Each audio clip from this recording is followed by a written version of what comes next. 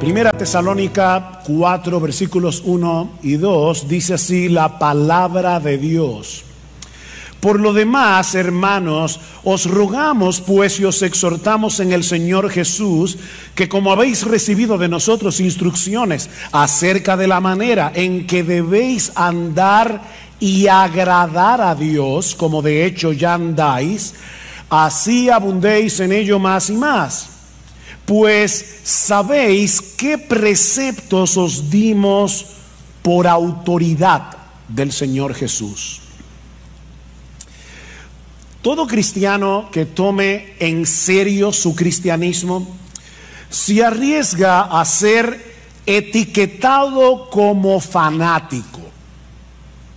No voy a preguntar a cuántos de ustedes aquí alguna vez en su vida cristiana le han llamado fanático, pero estoy seguro que probablemente muchos de ustedes levantarán la mano.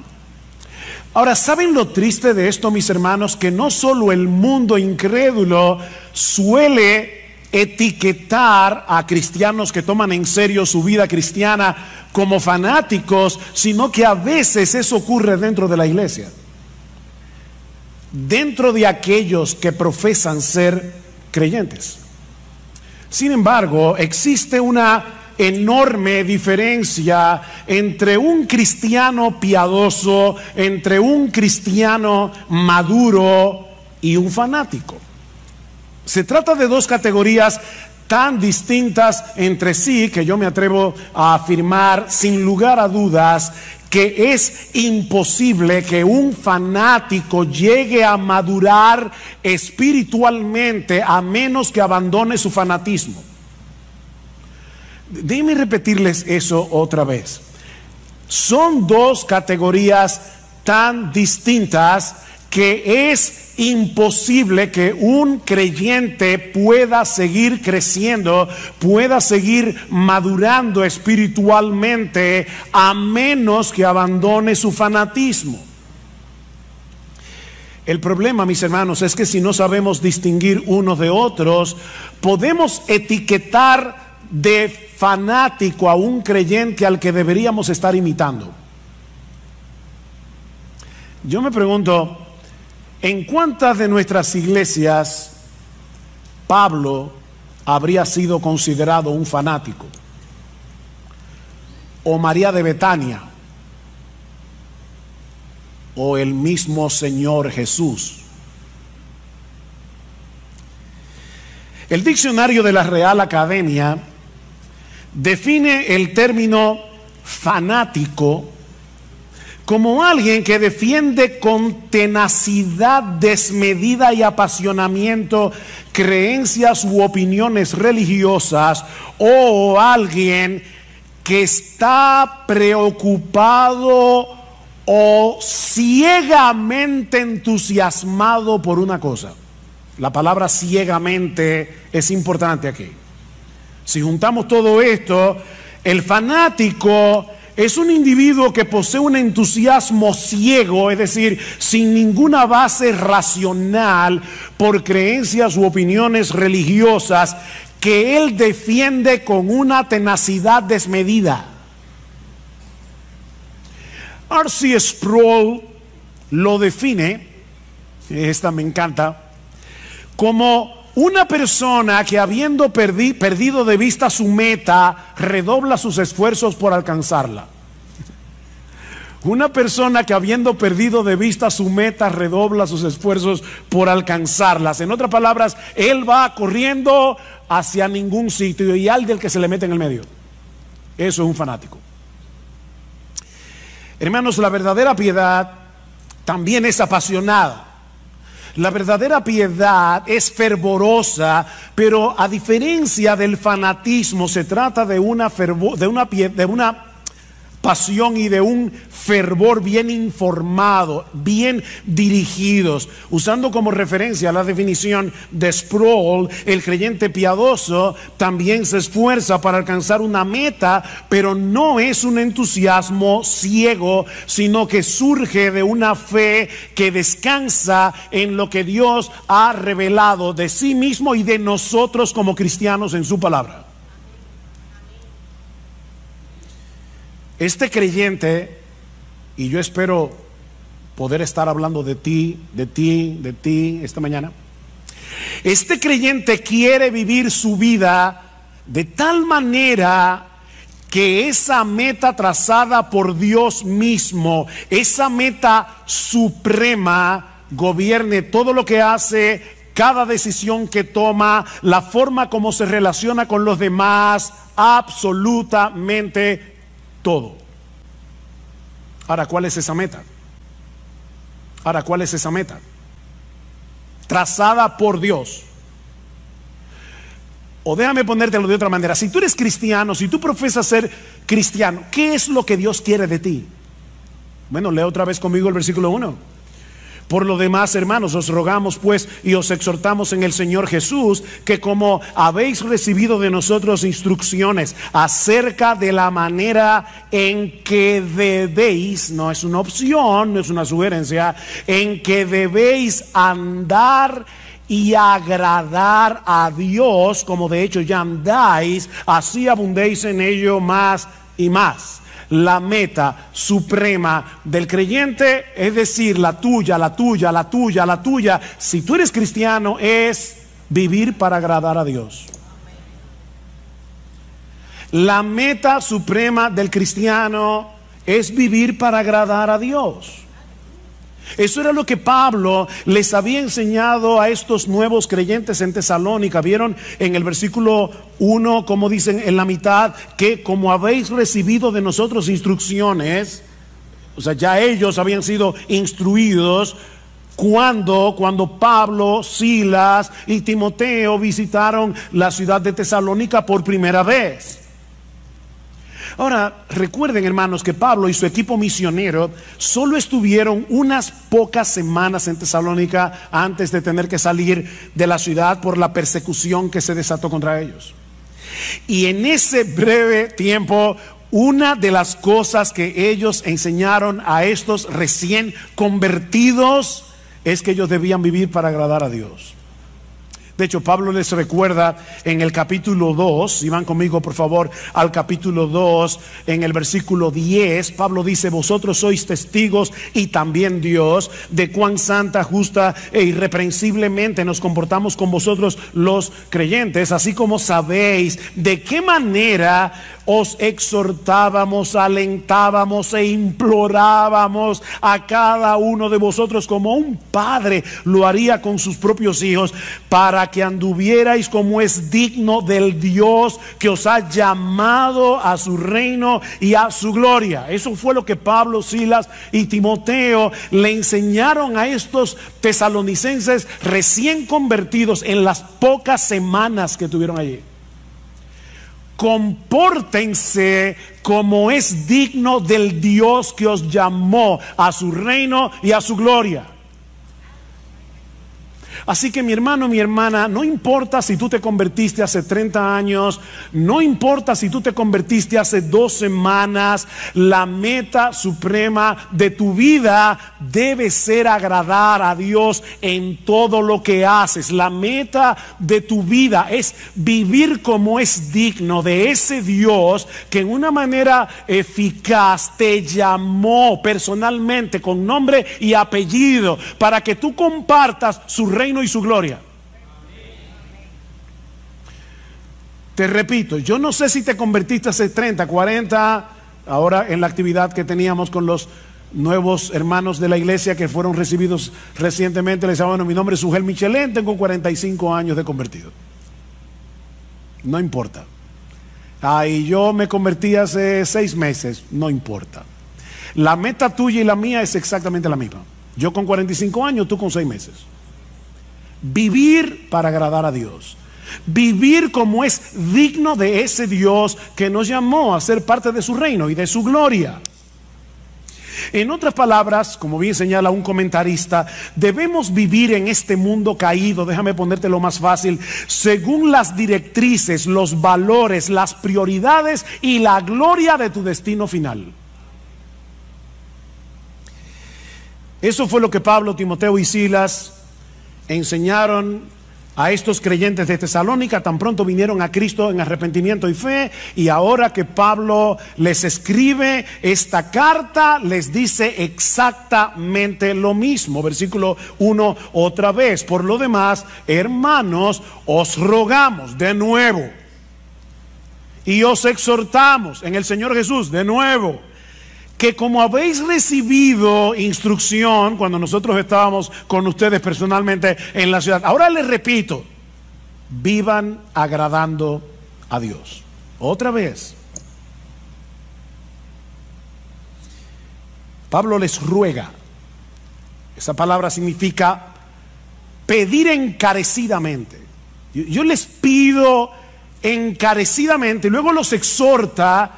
Esta palabra tiene muchas acepciones en el idioma original, pero podemos traducirla aquí: os ordenamos, como un capitán lo hace con su tropa.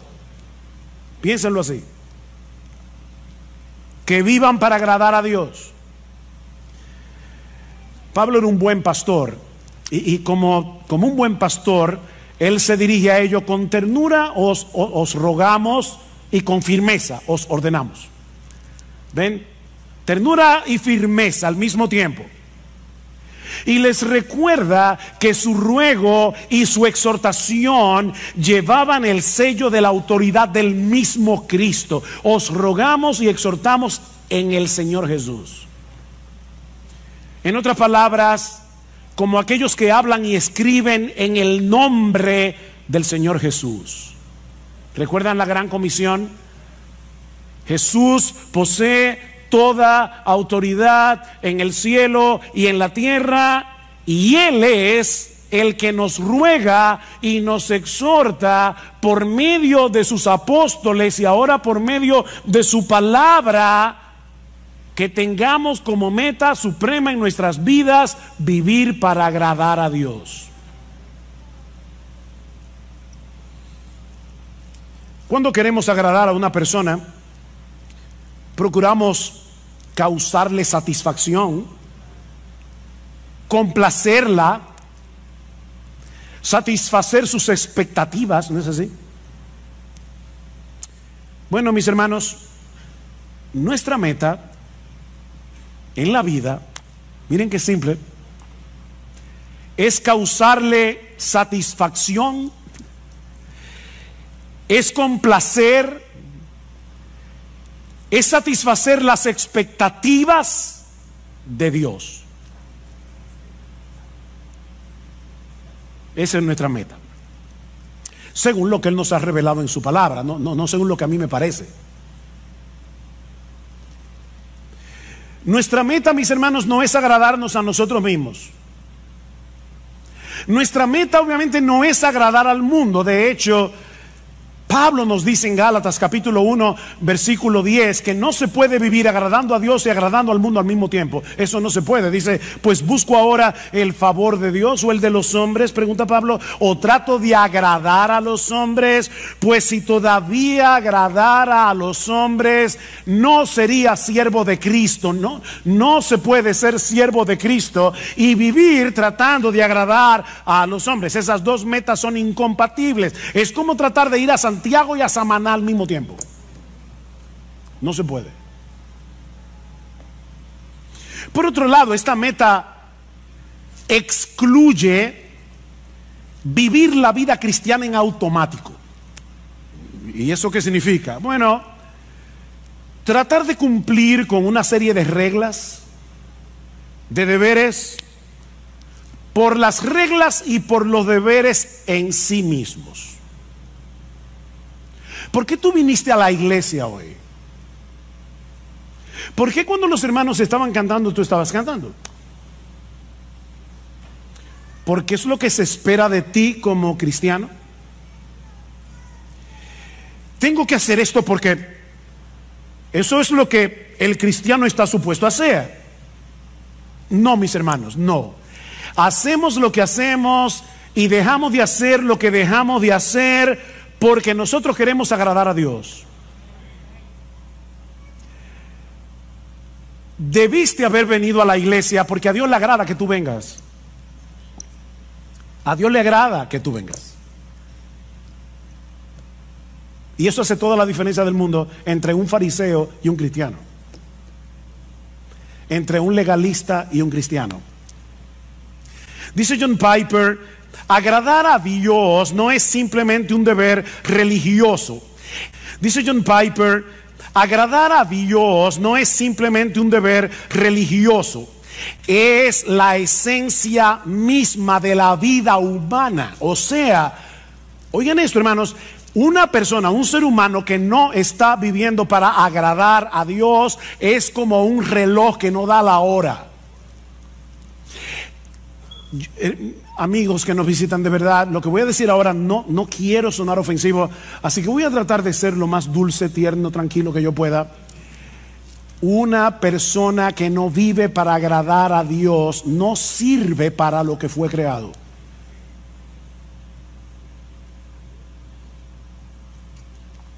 Porque agradar a Dios es la esencia de la vida humana. Y el ejemplo más evidente de esa realidad, obviamente, el modelo por excelencia es Jesús. Él es el modelo por excelencia de lo que significa ser humano. No olviden que sí, Jesús era verdadero Dios, pero cuando se encarnó, era verdadero hombre. Verdadero Dios, verdadero hombre. Dice el Señor en Juan 8:29, el Padre no me ha dejado solo porque yo hago siempre lo que le agrada. Yo hago siempre lo que le agrada, a tal punto que en el huerto de Getsemaní le dijo, Padre mío, si es posible pasa de mí esta copa, pero que no sea mi voluntad sino la tuya. O sea, Cristo estuvo dispuesto a agradar a Dios aunque eso implicara su muerte en la cruz, hasta ese punto. Yo hago siempre lo que le agrada. Jesús no vivió su vida terrenal en automático. Él siempre hizo lo que hizo con una meta delante de sus ojos. Yo quiero agradar a mi Padre que me envió. Bueno, pero eso es Jesús, que era un hombre perfecto, sin pecado, pero la realidad es que nadie puede agradar a Dios aunque lo intente, pastor. ¿Acaso no dice en Isaías capítulo 64, versículo 6, que todas nuestras justicias son como un trapo de inmundicia delante de Él? El mismo Dios dice en su palabra que todas nuestras justicias son como un trapo de inmundicia. ¿Cómo yo puedo agradar a Dios? Ese es un buen ejemplo de un texto citado fuera de contexto. Y recuerden que un texto fuera de contexto es un pretexto.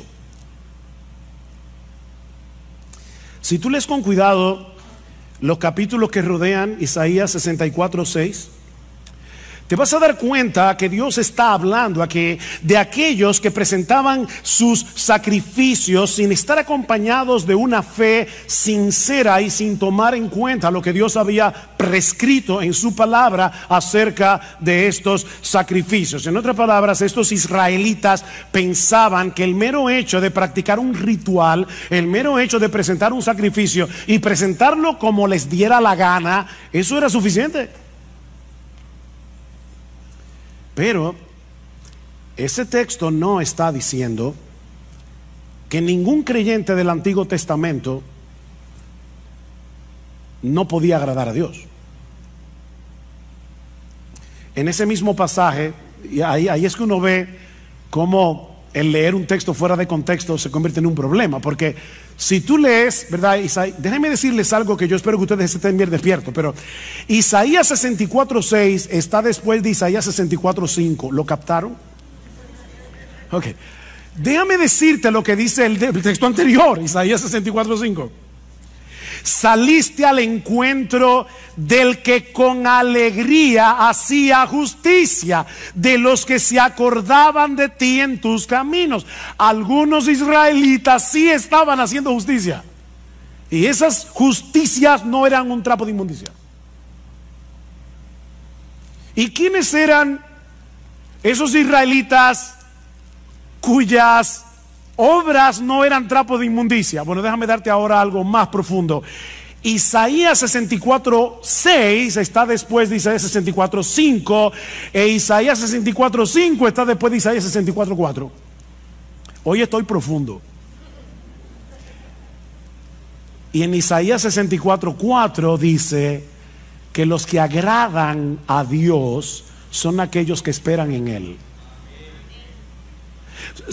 Son aquellos que no están tratando de ganarse el favor de Dios a través de sus sacrificios. Son hombres y mujeres que esperan en Dios. De manera, mis hermanos, que si tú le estás predicando el evangelio a una persona que está tratando de ganarse la salvación, que está tratando de ganarse el cielo, está tratando de ganarse el favor de Dios a través de sus obras y no por medio de la fe, tú puedes citarle sin problemas Isaías 64:6 y decirle: ay, lamento decirte que todas tus obras de justicia son como un trapo de inmundicia delante de Dios, no te sirven para nada. Pero si estamos hablando con un creyente justificado solo por gracia, solo por Cristo y solo por medio de la fe, que en dependencia del Espíritu Santo está tratando de agradar a Dios, este versículo no aplica. No aplica. En el mismo texto en el que Pablo dice que la salvación es por gracia, por medio de la fe y no por obras, para que nadie se gloríe, Pablo termina diciendo que somos hechura suya, creados en Cristo Jesús para buenas obras, las cuales Dios preparó de antemano para que anduviésemos en ellas. El cristiano no está tratando de agradar a Dios para ganarse algo, no está tratando de agradar a Dios para ganarse el cielo, para ganarse su favor, sino porque ya fue favorecido de pura gracia, aunque él no lo merecía, porque él confió en la persona y la obra de Cristo. Este creyente quiere vivir para agradar a Dios, dependiendo de la misma gracia que lo salvó. ¿Ven? Él es salvo por gracia, obediente por gracia, hace buenas obras por gracia. Él está dependiendo de la misma gracia que lo salvó. 1 Corintios 15:10, Pablo dice: por la gracia de Dios yo soy lo que soy. Su gracia no ha sido en vano para conmigo. O sea, su gracia ha estado operando en mí para que yo haga todo lo que hago. Es su gracia. En otras palabras,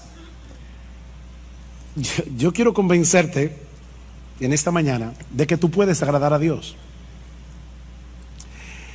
Podemos agradar a Dios porque ya Dios nos capacitó para agradarlo y puso en nosotros por su Espíritu el deseo de hacerlo. Nos capacitó y nos motiva.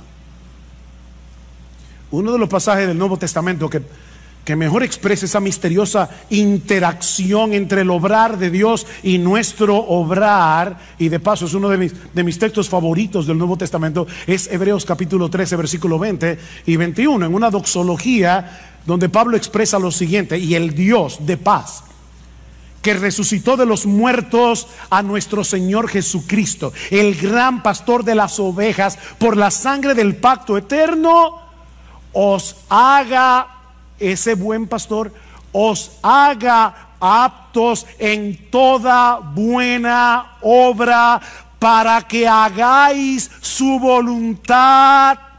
Ahora el misterio: haciendo Él en vosotros lo que es agradable delante de Él por Jesucristo. Haciendo Él en vosotros lo que es agradable delante de Él por Jesucristo, al cual sea la gloria por los siglos de los siglos. Amén. Nuestro gran pastor no solo derramó su sangre por nosotros en la cruz para el perdón de nuestros pecados, sino que ahora Él continúa fortaleciéndonos, Él continúa capacitándonos internamente, Él continúa manteniendo viva nuestra fe para que podamos hacer lo que es agradable para Dios. Insisto en lo de la fe porque la Biblia dice en Hebreos capítulo 11 versículo 6 que sin fe es imposible agradar a Dios. Él está obrando en nuestro obrar y a Dios le agrada ver la obra de su Hijo en nuestro obrar. O como dice Pablo en Filipenses 2:13, Él es el que está produciendo en nosotros el querer como el hacer por su buena voluntad. Esas obras que hacemos en unión con Cristo, esas obras que hacemos en unión con Cristo, en dependencia de Cristo, por el poder de Cristo, no son trapos de inmundicia. No son trapos de inmundicia. De manera que si tú eres un creyente, un verdadero creyente, no solamente puedes, es que tú debes vivir agradando a Dios. No vivas tu vida cristiana en automático, por inercia, haciendo ciertas cosas, dejando de hacer otras, porque eso es lo que se espera de una persona que dice ser cristiana. O sea, no sea como el esposo que el día del aniversario le lleva un ramo de rosas a su esposa porque vio en un anuncio que esa era una de las cosas que un esposo puede hacer para que la esposa no tenga malas el día del aniversario. Ay, gracias mi amor por ese ramo de rosas. No, no te preocupes, es mi deber. Mira, créeme, a tu esposa no le va a hacer ninguna gracia. Porque lo que hace feliz a tu esposa no es el ramo de rosas, es tu deseo de agradarla.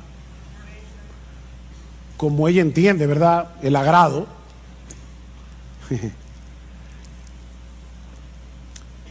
Bueno, en un grado infinitamente superior, todo aquel que sabe que fue elegido por Dios el Padre para salvación desde antes de la fundación del mundo, todo aquel que sabe que Dios el Hijo derramó su sangre en una cruz para el perdón de nuestros pecados, todo aquel que sabe que Dios, el Espíritu Santo, le cambió su corazón, le dio nueva vida para que pudiera arrepentirse y creer en Cristo, debe anhelar de todo corazón vivir para agradar a aquel que lo amó de ese modo.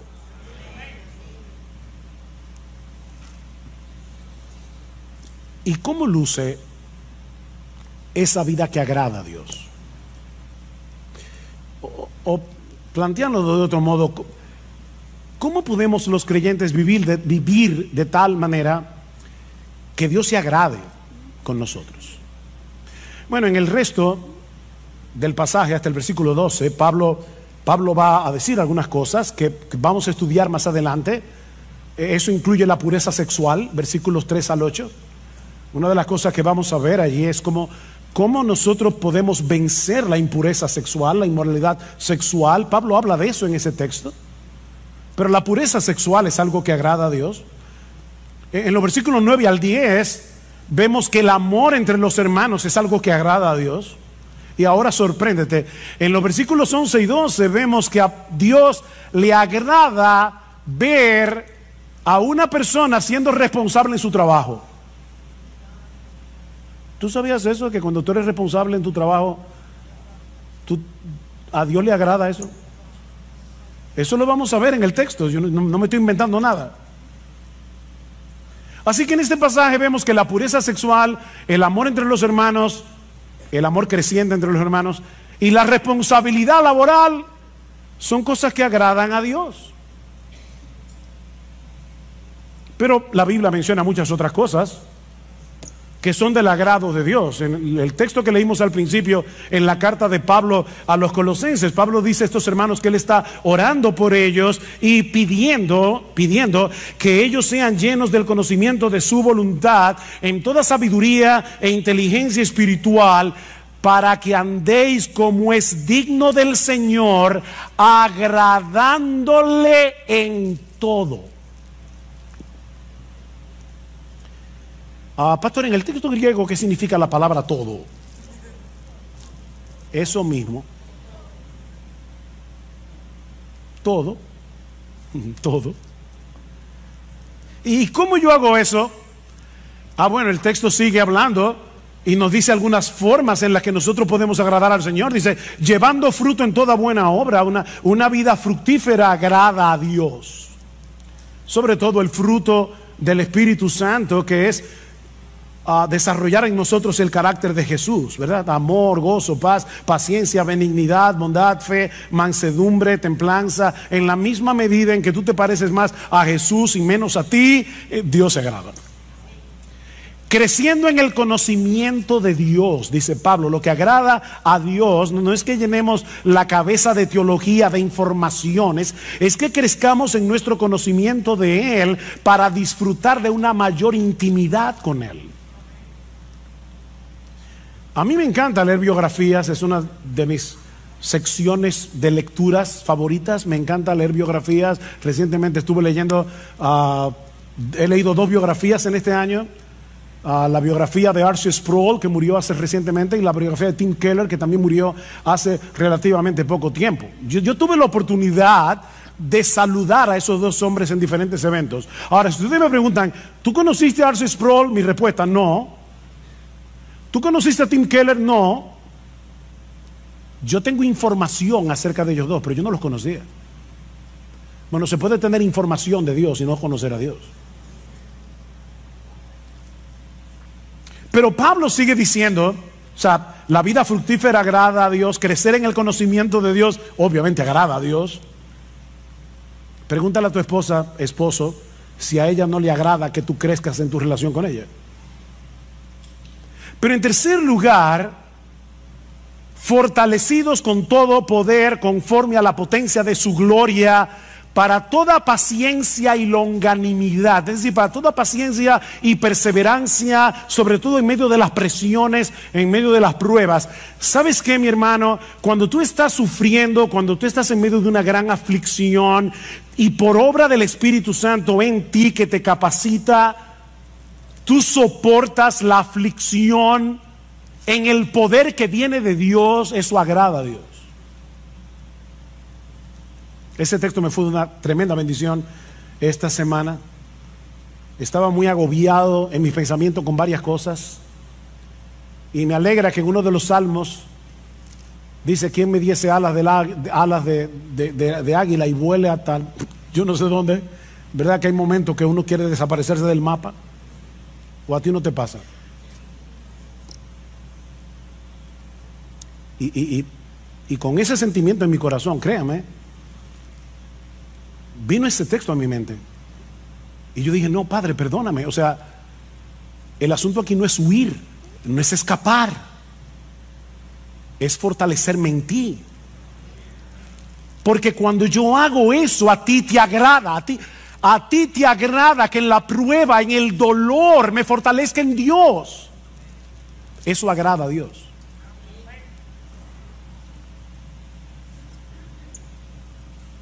Y sigue diciendo: con gozo, dando gracias al Padre que nos hizo aptos para participar de la herencia de los santos en luz. En otras palabras, una vida gozosa y agradecida agrada a Dios. Una vida con gozo y con gratitud agrada a Dios. Y créanme, hermanos, yo podría seguir citando texto tras textos. Pablo dice en Romanos capítulo 12, versículo 1, que presentar nuestros cuerpos en sacrificio vivo sobre la base de lo que Cristo hizo por nosotros en el Evangelio. Os rogamos por las misericordias de Dios. Cuando presentamos nuestro sacrificio, nuestro cuerpo en sacrificio vivo, eso agrada a Dios. Romanos 14 y 18 Dice que cuando nosotros restringimos nuestra libertad cristiana por amor al hermano débil, eso agrada a Dios. Dice en Romanos 14, 18, dice, porque el que en esto sirve a Cristo, o sea, en restringir tu libertad, yo sé que yo puedo hacer esto, pero aquí está mi hermano débil, puedo llevarlo a él a pecar, me voy a restringir de mi libertad. Dice Pablo, el que en esto sirve a Cristo agrada a Dios.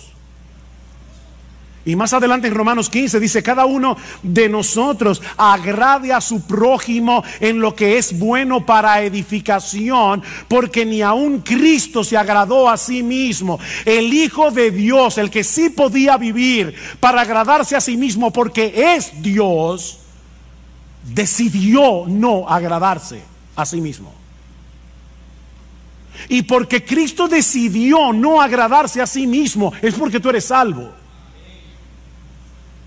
Porque si hubiese querido agradarse a sí mismo, no habría ido a la cruz. Y ahora Pablo está diciendo, mira a Cristo y vive así.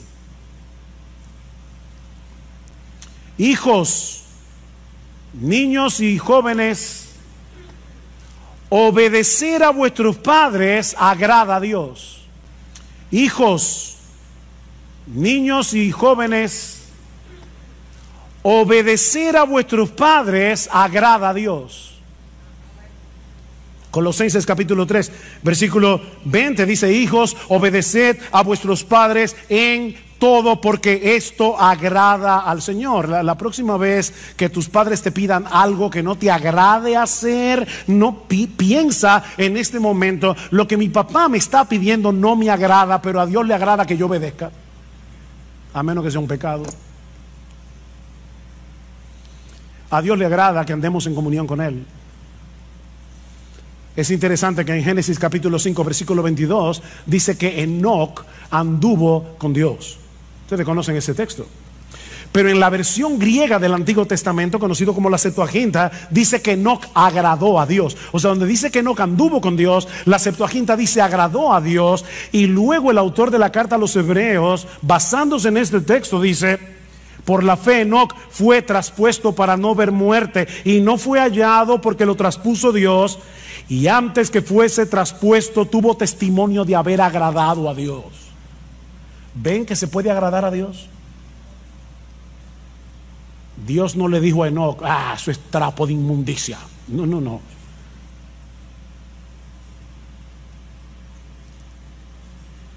A Dios no le agrada que tú tomes tu Biblia y la leas como un fariseo porque hay que leer la Biblia.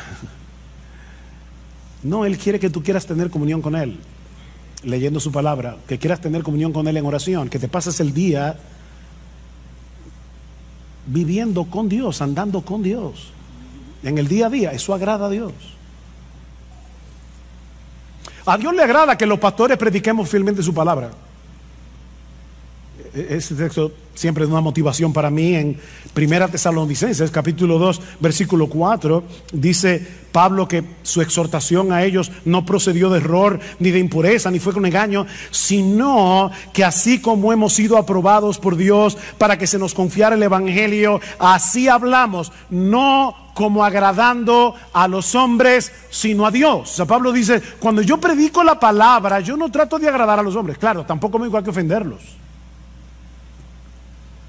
Pero mis hermanos, cuando un pastor predica fielmente la palabra, eso agrada a Dios. A Dios le agrada que compartamos lo nuestro con el que tiene necesidad. Hebreos capítulo 13, versículo 16, y de hacer el bien y de la ayuda mutua, no os olvidéis, porque de tales sacrificios se agrada a Dios.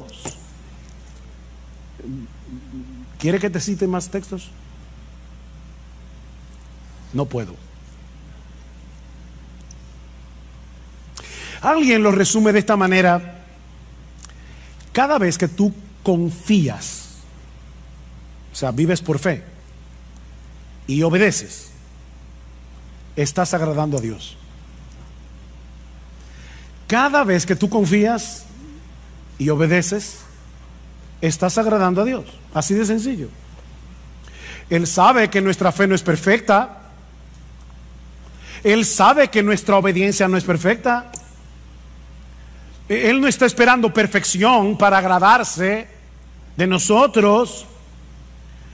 Lo que Él está esperando es que nosotros vivamos intencionalmente para Él en dependencia de Él. No te olvides, mi hermanos, que Él es nuestro Padre en virtud de nuestra unión con su Hijo. Y es a ese Padre que estamos tratando de agradar.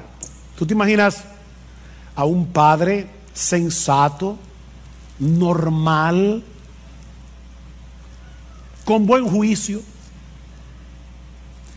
mirando con desagrado la tarjeta de cumpleaños que le hizo su niña de 5 años porque no le gustó el color de la cartulina o porque tuvo una falta de ortografía? Es absurdo, ¿verdad? Bueno, parece que algunos cristianos se imaginan a Dios mirándonos de esa manera. No me gustó el color de la tarjeta. Trapo de inmundicia.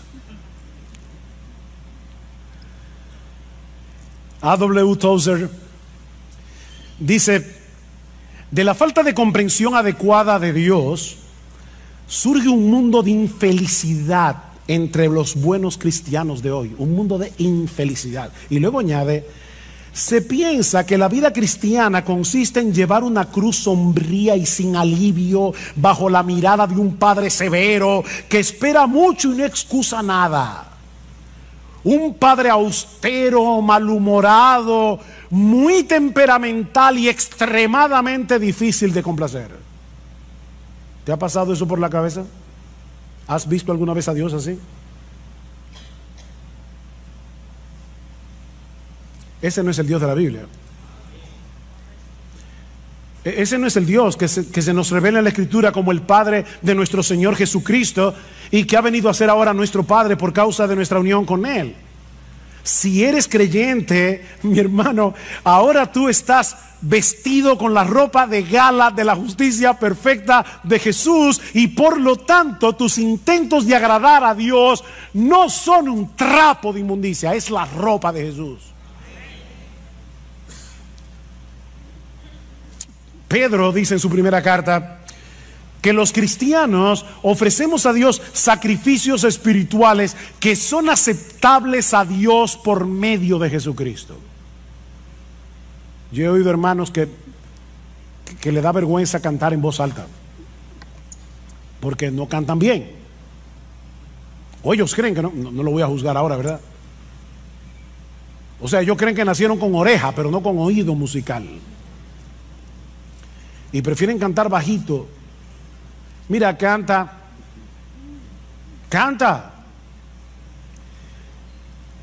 Que tus gallos y tus desafines son lavados por la sangre de Jesús antes de que lleguen al oído del Padre. Tus sacrificios espirituales son aceptables delante de Dios por Jesucristo. Ahora, no me malentiendan, yo no estoy diciendo que podemos darle a Dios cualquier cosa y vamos a esperar que Él se contente con eso. No, yo no estoy diciendo eso. Lo que estoy diciendo, mis hermanos, es que tú y yo, si somos cristianos, debemos entregarle toda nuestra vida viviendo intencionalmente para agradarle a Él, pero sabiendo de antemano que la perfección de Jesús cubrirá todas nuestras imperfecciones. Eso es lo que estamos diciendo. Pero vive para agradar a Dios.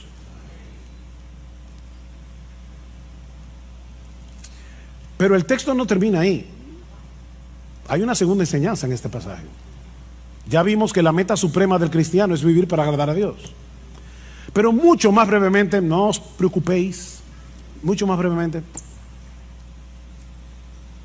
este texto también nos enseña que vivir para agradar a Dios es una meta en constante crecimiento. ¿Qué dice el texto? Por lo demás, hermanos, os rogamos, pues os exhortamos en el Señor Jesús, que como habéis recibido de nosotros instrucciones acerca de la manera en que debéis andar y agradar a Dios, como de hecho ya andáis, así abundéis en ello más y más. Que abunden en eso. La iglesia en Tesalónica era inusual en muchos sentidos. Estos creyentes estaban en un medio sumamente hostil para el cristianismo, rodeados de paganismo y de inmoralidad. Imagínense un grupo de nuevos creyentes en Nueva York, en el Bronx, pleno Manhattan, o en la ciudad de Londres, o cualquiera de esas ciudades super secularizadas del día de hoy. Así era Tesalónica. Pero desde el momento en que Pablo y su equipo misionero le llevaron el evangelio, lo abrazaron de todo corazón, y dice en el capítulo 1 versículo 7 que ellos llegaron a ser un ejemplo para los creyentes en toda Macedonia y Acaya. O sea, en poquitas semanas esta iglesia llegó a ser una iglesia estable, una iglesia en crecimiento, una iglesia ejemplar. Pero Pablo está empeñado en que no se estancaran espiritualmente. Ya estaban tomando en serio sus vidas cristianas. Ven al versículo 1 otra vez. Dice, como de hecho ya andáis. Ven el paréntesis. Dice, yo les exhorto a que vivan así. De hecho, ustedes están viviendo así. Pero abunden en eso. Pero abunden en eso. Abunden en eso. Pablo quiere que la fe de estos hermanos, su piedad, sea desbordante. ¿Qué es lo que significa la palabra abundar? Que desborde como un río. Es la misma palabra que aparece tanto en capítulo 3 versículo 12 como en el capítulo 4 versículo 9 y 10, cuando Pablo dice, ustedes ya se aman mutuamente, pero abunden en eso. Ámense más. Crezcan en su amor. Estiren el corazón. Bueno, lo que Pablo está diciendo es, ya ustedes están viviendo una vida que agrada a Dios. Ya lo están haciendo. Wow, qué elogio para una iglesia. Pero no se den el lujo de quedarse donde están. No se den ese lujo. Iglesia Bíblica del Señor Jesucristo, la vida cristiana es una vida en constante crecimiento. ¿Saben por qué? Porque la meta es llegar a ser igualitos a Jesús. Y eso nunca va a pasar de este lado del cielo. La meta es parecernos a nuestro precioso Señor. En ese sentido, el mismo Pablo es un buen ejemplo a imitar. Escribiendo a los filipenses, Pablo, hermano, Pablo. Algunos dicen que después de Jesús no ha habido en toda la historia de la iglesia un cristiano como Pablo. No ha habido un predicador como Pablo. No ha habido un hombre más apasionado con el evangelio que Pablo. No ha habido un hombre más capaz de sufrir por Cristo que Pablo. Y Pablo dice, yo sigo avanzando por ver si logro asir, o sea, agarrar aquello para lo cual yo también fui asido por Cristo Jesús. Cristo me agarró para algo y mi meta es cumplir eso para lo que Cristo me agarró. Yo no sé para qué Cristo te agarró a ti, mi hermano, pero escucha a Pablo, dice, hermanos, yo mismo no pretendo haberlo ya alcanzado, pero una cosa hago. Un hombre de una sola cosa, una sola meta, una cosa hago, olvidando ciertamente lo que queda atrás y extendiéndome a lo que está delante. Prosigo a la meta, al premio del supremo llamamiento de Dios en Cristo Jesús. ¿Han visto esos corredores cuando están llegando a la meta, sacan el pecho para ser los primeros que rompan la cosa esa, no sé cómo se llama, la cinta? Bueno, eso es lo que Pablo está diciendo. Yo estoy corriendo, pero es con el pecho afuera. Yo quiero romper esa cinta. Bueno, si Pablo no pretendí haberlo alcanzado. Saca tu conclusión. Mis hermanos, eso no es fanatismo. Eso no es fanatismo. Yo le dije al principio, me pregunto si Pablo hubiera sido considerado como un fanático por cristianos de una iglesia. Es que tú sabes que Pablo es como que, yo no sé, como que se coge la cosa muy en serio. De verdad, yo creo que Pablo hubiera sido considerado como fanático en nuestras iglesias. Pero mis hermanos, eso no es fanatismo, eso es cristianismo, puro y simple. Ni siquiera quiero que piensen en cristianismo radical. No, quítenle lo radical. Eso es cristianismo sin apellido. Eso es ser cristiano. Vivir para agradar a Dios. Eso es ser cristiano. Ese no es el privilegio de unos cuantos cristianos super espirituales. Una casta que hay en la iglesia. Me llama la atención que escribiéndole a los corintios, nada más y menos que a los corintios, era una iglesia tan madura, una iglesia llena de problemas, y en esa carta Pablo compara la vida cristiana práctica con una carrera. ¿Y saben lo que Pablo le dice a esos cristianos de Corinto, de una iglesia tan mala? Corran esta carrera de tal manera que si uno solo va a ser el que se lleve el premio, que seas tú. Vive así. Estamos aquí todos juntos en esta carrera. IBCJ, miembros de IBCJ, todos estamos aquí corriendo. Y ya nos anunciaron que uno solo se va a llevar el premio. Uno solo. Mira, corre. Ah, no, yo sé que va a ser, seguro que va a ser uno de los pastores. No. Porque el mismo Pablo dice en ese texto, yo sigo corriendo y trato de correr bien, no sea que habiendo sido yo heraldo para muchos, después yo sea descalificado en la carrera. Cualquiera de nosotros puede ser descalificado aquí. Corre tú, mi hermano, mi hermana, corre tú, como si fueras el único que fuera a llevarte el premio. ¿No sabéis que los que corren en el estadio, todos a la verdad corren, pero uno solo se lleva el premio? Le dice Pablo a estos creyentes. Corred de tal manera que lo obtengáis.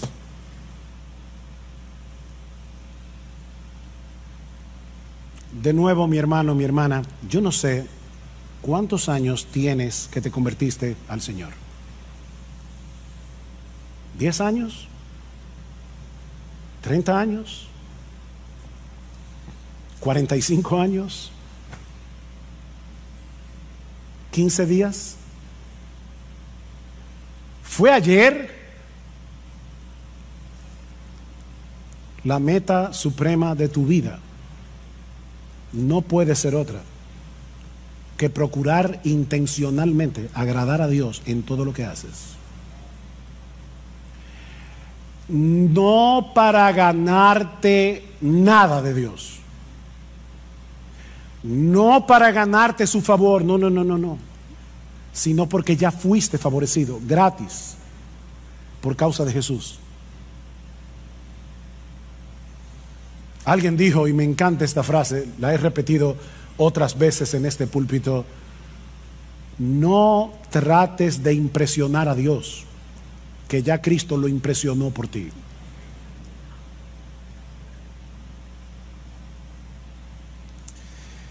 Para ponerlo de una manera que los niños que están aquí puedan entenderlo, niños, cuando nos convertimos a Cristo, Dios nos puso a nosotros la nota de Jesús en todas las materias. La nota de Jesús en todas las materias. Ya yo sé de antemano, cuando yo llegue al cielo y abra mi récord, yo tengo A más en todas las materias. Porque lo que hizo Dios es que me puso a mí la nota de Jesús, y a Jesús le puso la mía, y por eso murió en la cruz. Y es descansando en esa justicia perfecta que ya tenemos en Él. Es descansando en esa obra del Espíritu en nosotros, que ahora podemos seguir creciendo en nuestra relación con el Señor. Ahora podemos seguir creciendo en nuestra capacidad de amar a otros. Ahora podemos seguir creciendo en nuestra vida de santidad, en nuestro testimonio ante el mundo incrédulo. Y sobre todas las cosas, ahora podemos parecernos cada vez más a nuestro precioso Señor Jesucristo. Y eso es lo que más agrada a Dios, ver a su Hijo en nosotros. Así que, hermano, para concluir, olvídate todo lo que ha quedado atrás en tu vida cristiana. Todo, olvídate de eso. Y continúa extendiéndote hacia lo que tienes por delante. Porque no existe, óyeme bien, no existe una vida más plena, más bienaventurada, más dichosa, más satisfactoria, y no sé ya cuántos otros adjetivos usar,